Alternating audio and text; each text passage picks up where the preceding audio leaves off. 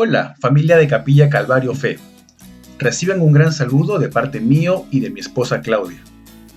Queremos agradecer al Señor Jesús porque está permitiendo que en ese tiempo de cuarentena podamos seguir experimentando su amor, su cuidado, su provisión y su protección. Y también porque ahora tenemos más y mejores tiempos para fortalecer nuestra relación con Él. En esta oportunidad abriremos la palabra de Dios en el Evangelio según San Juan, capítulo 8, versos del 31 al 38. Así que preparen lápiz y papel para tomar las notas que consideren necesarias. Este breve estudio lo haremos utilizando la versión Reina Valera de 1960, que es la que la mayoría de nosotros usamos regularmente. Antes de leer la porción que nos toca, le pediremos al Espíritu Santo que ilumine nuestro entendimiento y nos ayude tanto a entender como a aplicar lo que hoy quiere enseñarnos. Señor Jesús, te agradecemos por esta nueva oportunidad en que nos permites estudiar tu hermosa palabra en libertad. Ayúdanos a entenderla y ayúdanos también a aplicarla en nuestra vida. Gracias te damos también por el ministerio de Capilla Calvario Fe, que tú sigues sosteniendo a través del uso de estas tecnologías que nos permiten estar juntos a pesar de la distancia. Te pido por los hogares que están ahora conectados a esta transmisión y te pido salud y alimento para ellos, así como confianza en ti a pesar de cualquier circunstancia. Tú eres bueno y te amamos porque tú nos amaste primero. Oramos así en el precioso y sagrado nombre de nuestro Señor Jesucristo. Amén. Muy bien, para ilustrar la enseñanza del día de hoy, les quiero contar un poco sobre la época en que llevaba los últimos ciclos de mi carrera profesional. En esa época trabajaba durante el día y asistía a la universidad de noche, pero andaba tan cansado por ese ritmo de vida que lo que yo hacía era colocarme en la última carpeta del salón y quedarme dormido en la mayoría de las clases. Menos mal no soy de roncar cuando duermo, porque mi falta hubiera sido aún mayor. Recuerdo también que algunos profesores se molestaban por esta situación. ¿Y cómo culparlos, verdad? Algunos me despertaban diciendo: Señor Ibáñez, ¿está usted con nosotros en esta clase? Imaginen el cuadro. Yo me despertaba somnoliento y con los ojos rojos y respondía: Sí, profesor, pregúnteme lo que quiera. Y claro, ante tal audacia de parte mía, me hacían alguna pregunta sobre el tema que estaban enseñando, para ver si yo podía responderla. Ahora, yo no solía tomar notas en las clases, pero sí leía libros acerca de los cursos de mi carrera. Así que casi siempre respondía acertadamente a sus preguntas. Para acabar la historia, les diré que lo que me parece gracioso en esta anécdota es que al repetirse esta situación, algunos profesores optaron por decirle al resto de los alumnos: por favor, no hagan mucho ruido, porque el señor Ibáñez está descansando. Cuento esto porque me parece que tiene una conexión con lo que la palabra de Dios nos quiere enseñar en esta oportunidad. Uno puede estar presente físicamente en un lugar y a la vez no estar presente mentalmente. A todos nos ha pasado, por lo menos alguna vez. Algunos seguramente viendo fútbol en sus casas mientras sus esposas les hablan, y a otros en la iglesia cuando el pastor está conduciendo el estudio. Estamos, pero no estamos. El texto que estudiaremos hoy nos servirá para aprender que la verdadera vida cristiana no consiste en portarse bien o en asistir semanalmente a una iglesia, sino más bien en permanecer. Permanecer. Si tienes una hoja preparada, apunta esto. Si consultamos un diccionario, encontraremos que permanecer significa mantenerse sin cambios en un determinado estado, una determinada condición o una determinada situación. ¿Notaron en qué consiste la permanencia? Así es, consiste en mantenerse. Por favor, apunten también esto en su hoja. Ahora, en la universidad, los profesores me preguntaban si, además de estar presente físicamente en las clases, también estaba presente mentalmente en ellas, porque, como ya hemos dicho, se puede estar y no estar a la vez. O sea, todo lo contrario a permanecer, ¿no es así? Porque quien permanece se mantiene sin cambios en un determinado estado, en una determinada condición o en una determinada situación. Para quienes están casados, el permanecer es como el matrimonio, en el que Dios está presente, porque mantiene su estado de unión, de respeto y de tolerancia, a pesar de que hayan circunstancias muy complicadas que lo quieran hacer tambalear. Habiendo entendido el corazón de esta enseñanza, vamos a leer el Evangelio según San Juan, capítulo 8, versos del 31 al 38. La palabra de Dios dice, 31. Dijo entonces Jesús a los judíos que habían creído en él, si vosotros permaneciereis en mi palabra, seréis verdaderamente mis discípulos. 32. Y conoceréis la verdad, y la verdad os hará libres. 33. Le respondieron, linaje de Abraham somos, y jamás hemos sido esclavos de nadie. ¿Cómo dices tú, seréis libres? 34. Jesús le respondió, de cierto os digo, que todo aquel que hace pecado, esclavo es del pecado. 35. Y el esclavo no queda en la casa para siempre. El Hijo sí queda para siempre. 36. Así que si el Hijo os libertare, seréis verdaderamente libres. 37. Sé que sois descendientes de Abraham, pero procuráis matarme, porque mi palabra no haya cabida en vosotros. 38. Yo hablo lo que he visto cerca del Padre, y vosotros hacéis lo que habéis oído cerca de vuestro Padre. Para facilitar el entendimiento de este texto, vamos a partirlo en dos. La primera porción estará conformada por los versos 31 y 32. Y la segunda porción estará conformada por los versos 33 al 38. A la primera porción la llamaremos la verdad y a la segunda la libertad. Hacemos esto porque estas palabras son los ejes sobre los cuales giran las enseñanzas de Jesús que estudiaremos hoy. Concentrémonos entonces en la primera porción, versículos 31 y 32. Si han estado atentos a esta lectura, habrán notado que la palabra permanecer aparece en uno de estos dos versículos. ¿En cuál versículo aparece? Muy bien, aparece a la mitad del versículo 1, cuando Jesús dice, si vosotros permanecereis en mi palabra, seréis verdaderamente mis discípulos. Jesús le está hablando a un grupo de judíos que habían creído en él. Seguramente ellos querían ser discípulos de Jesús. Es decir, no querían quedarse como seguidores que se conforman con oír sus enseñanzas. Y para asegurarse Jesús de que ellos no terminen desviándose como lo habían hecho los religiosos de su época, les remarcó a ellos que para ser un verdadero discípulo de Jesucristo es necesario permanecer en su palabra.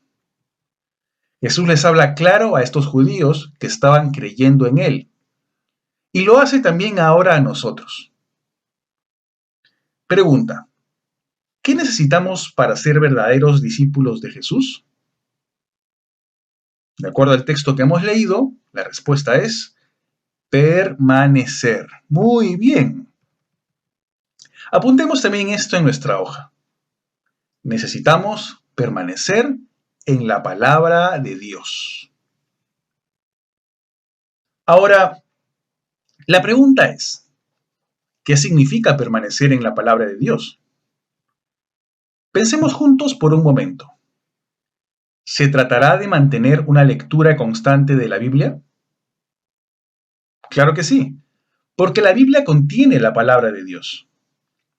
Pero ¿se trata solo de leer todos los días una porción de la Biblia? Claro que no.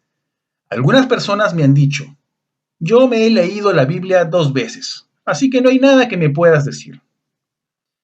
Yo creo que la actitud de estas personas demuestra que ellos pueden haber pasado todas las hojas de la Biblia, pero con seguridad la Biblia no ha pasado por sus corazones, ¿no es cierto?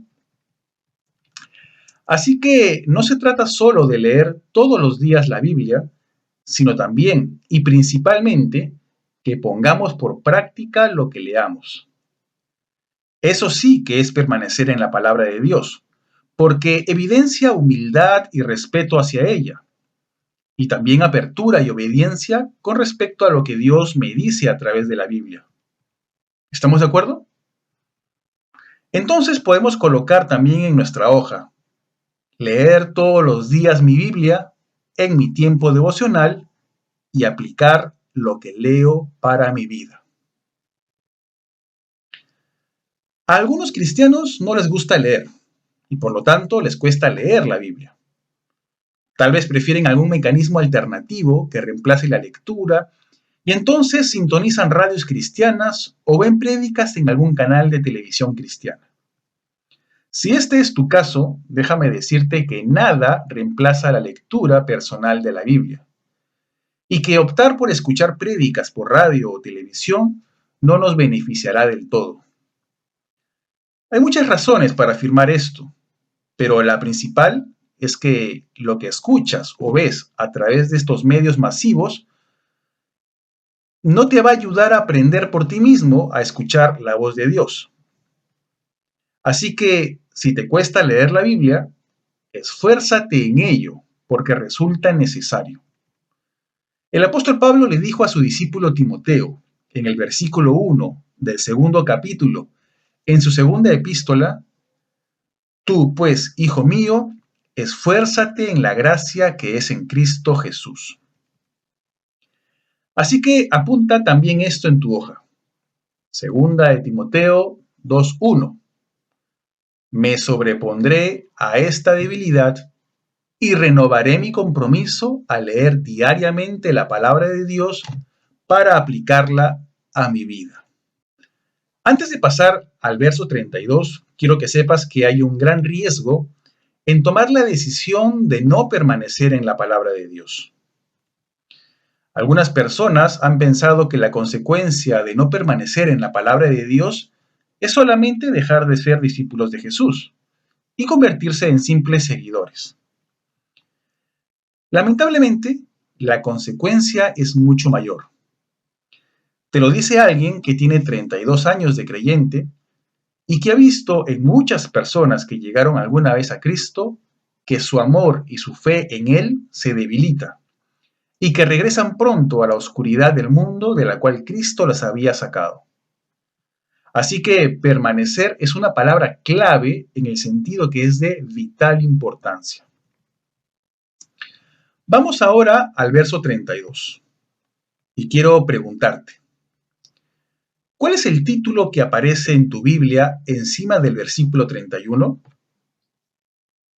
Si estás usando la versión Reina Valera de 1960, dirá, la verdad os hará libres. Y esto es algo que se ha repetido tantas veces por muchos intelectuales ateos, pero fuera de contexto. Pero ¿tú sabes cómo titula esta misma porción la Biblia Peshitta? En ella la Biblia dice, la verdad hará libres a los que permanezcan en la palabra. Mucho más claro, ¿no te parece? Al permanecer unidos con Jesús por medio del estudio de su palabra y a la obediencia hacia lo que a través de ella se nos pide, se cumplirán dos efectos en la vida de todo creyente. Esto está en el versículo 32. Dice primero, conoceréis la verdad, y luego dice que la verdad os hará libres. ¿Has experimentado esto? Seguramente que sí. Todo cristiano, todo verdadero hijo de Dios, ha experimentado a través de la lectura de la palabra, conocer la verdad y experimentar la verdad que con ella se nos da. Pero imagino que en este momento puedes tener varias dudas en tu mente y quizás estés pensando que es necesario aclarar algunas cosas para entender esto mejor. Te puedes estar preguntando a qué verdad se refería Jesús y a qué tipo de libertad se refería también. Pues bien, para terminar el estudio de la primera parte, referido a la verdad, hay que decir básicamente dos cosas. La primera, que puedas apuntar en tu hoja, es que la palabra de Dios es la verdad. Y la segunda es que Jesús es la verdad. La palabra de Dios es la verdad y Jesús es la verdad. Fascinante, ¿no es así? Pero, ¿cómo saber que lo que te estoy diciendo es cierto? Bueno, para comprobarlo tenemos que avanzar unos capítulos en el mismo Evangelio de Juan, que como ya sabemos, nos presenta a Jesús en su condición divina. Pues bien, vayamos al capítulo 17, versículo 17, donde encontramos a Jesús orando ante Dios por sus discípulos. Y en el versículo 17 del capítulo 17 de Juan dice: santifícalos en tu verdad, tu palabra es verdad. Así que todo aquello que Dios nos ha revelado en la Biblia tiene un propósito práctico para nuestra vida, que es vivir una vida santa. Ahora retrocedamos al capítulo 14 del mismo Evangelio de Juan, donde Jesús está hablando con sus discípulos y en el versículo 6 les dice: yo soy el camino y la verdad y la vida. Nadie viene al Padre sino por mí. ¿Lo apuntaron? La Biblia contiene la verdad y Cristo mismo es la verdad.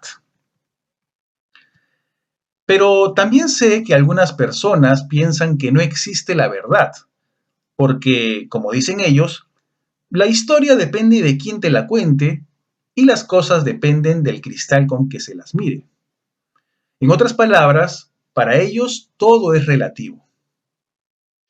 Si entre los que me oyen en esa transmisión hay personas que piensan así, permítanme decirles que no están del todo equivocados.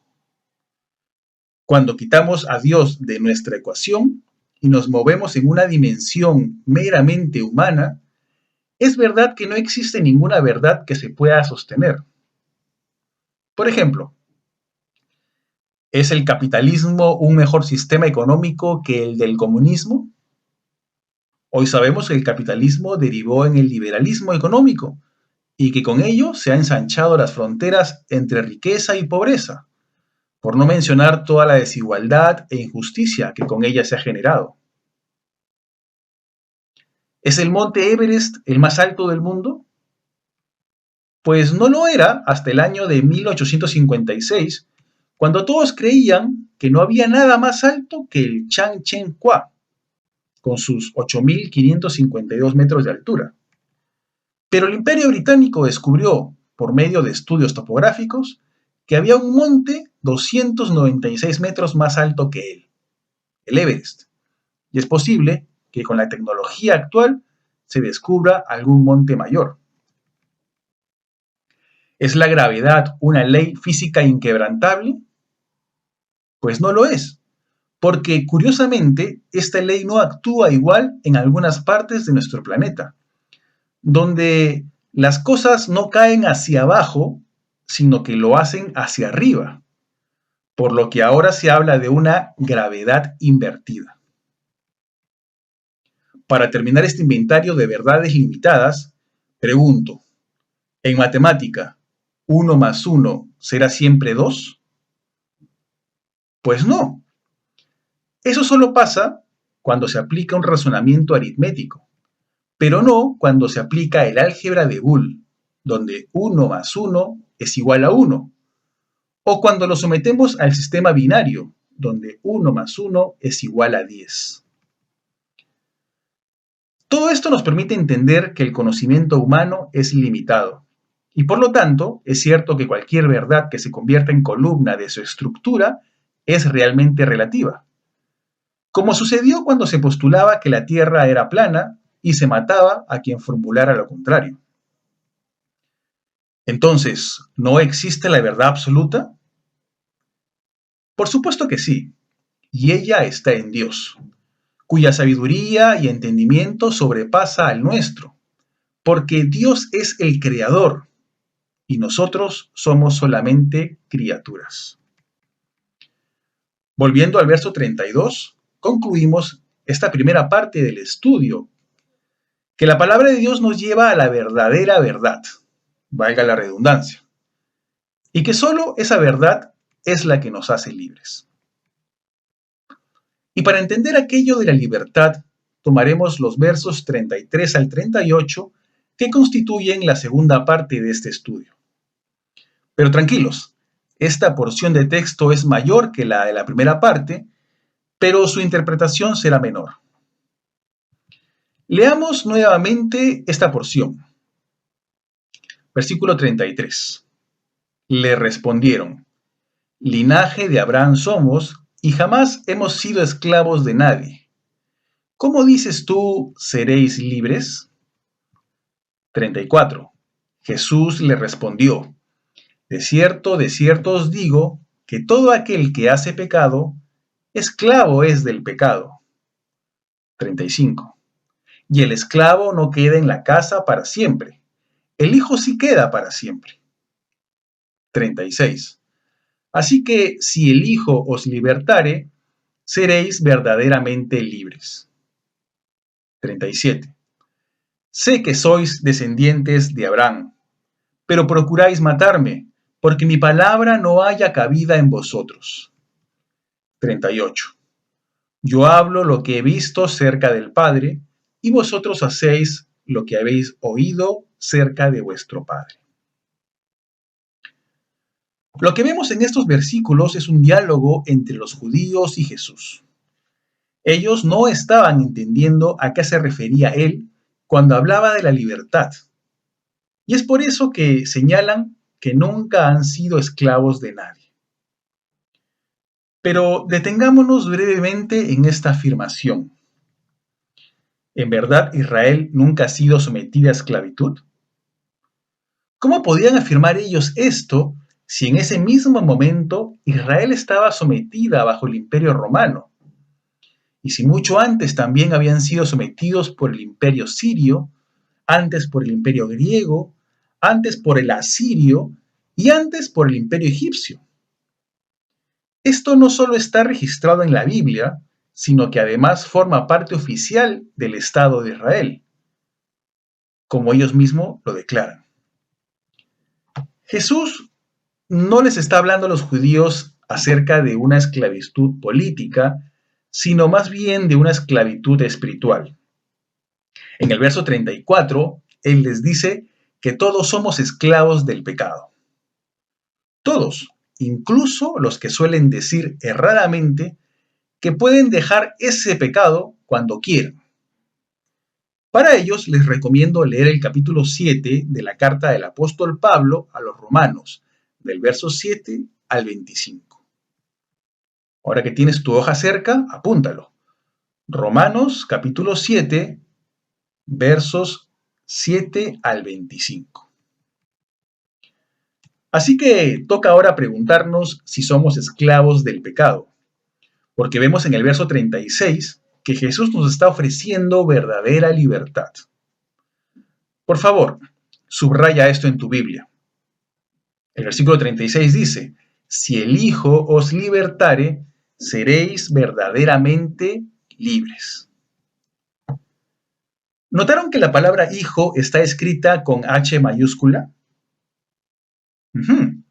Esto significa que Jesús está hablando de sí mismo en tercera persona y que lo hace empleando un término que los judíos, por su religión, entendían como referencia al Mesías o Salvador. El término es Hijo del Hombre. Lo que Jesús relata entre los versos 37 y 38 es la explicación de lo que se afirma en los versos 33 y 35, por lo que no vamos a abundar en ello en este estudio. Sin embargo, Es importante no dejar pasar que, si bien los judíos con los que estaba conversando Jesús habían creído en él, lo cierto es que todo este diálogo se da sobre la base de que ellos pensaban que para su salvación solo les bastaba ser judíos de raza y creer en las palabras de Jesús. Recordemos que, como dicen los versos 32 y 36 del capítulo que estamos estudiando en el Evangelio según San Juan, solo al conocer la verdad, es decir, al conocer a Dios, podemos ser verdaderamente libres. Terminaré este estudio preguntándote si en realidad conoces a Jesús. Si no es así, entonces no has sido libertado del pecado y por lo tanto no has alcanzado la salvación eterna que solo Él puede ofrecerte. No basta con creer que Jesús existe y que fue sacrificado en una cruz. Lo que hace falta es creer que ese sacrificio lo hizo para reconciliarte con Dios por tus pecados, ya que estos te condenan para una eternidad sufriendo y sin acceso al amor de Dios. Cree en Dios y arrepiéntete de tus pecados. Vive una vida santa con su ayuda y serás digno de vivir en el cielo por siempre con Él. Y si ya conoces a Jesús y vives una relación personal con Él, mantente cerca a Él y permanece en su palabra para que seas un verdadero discípulo suyo. En Capilla Calvario nos preocupamos por tu crecimiento espiritual, en base a la sana y buena palabra de Dios, que, como dice el escritor de la carta de Hebreos en su capítulo 4, verso 12, es viva y eficaz, y más cortante que toda espada de dos filos, y penetra hasta partir el alma y el espíritu, las coyunturas y los tuétanos, y discierne los pensamientos y las intenciones del corazón. Que nuestro amoroso Señor bendiga las vidas de cada uno de ustedes. Los animamos a mantenerse fieles en todo compromiso que hayan hecho con Dios. Y oramos para que en este tiempo de cuarentena puedan percibir cómo los protege y ayuda. Claudia y yo nos despedimos hasta una nueva oportunidad.